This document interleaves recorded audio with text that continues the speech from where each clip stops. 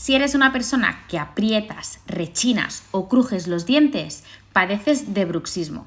Eso te puede comportar dolores de cabeza y también dolores musculares. Pues hoy te comparto un vendaje energético que utilizamos con nuestros pacientes en logopedia para inhibir estos síntomas. Deberás coger un cross tape ayudándote de las uñas, nunca con tijeras o algo metálico. Buscar tu articulación ATM abriendo y cerrando la boca.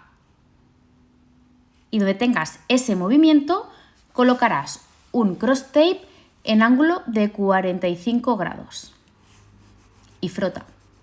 Y el segundo lo deberás aplicar en el músculo masetero, justamente encima de la mandíbula, también en 45 grados.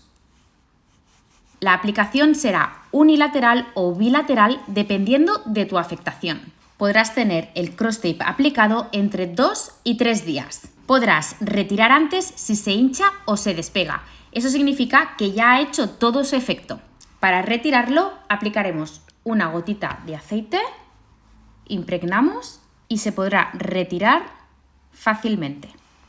Y cuidado porque hay diferentes tamaños de cross tape. Si necesitas para bruxismo, pídeme el link en comentarios. Y si te ha gustado todo este ámbito del vendaje neuromuscular, déjamelo en comentarios y os haré un segundo vídeo.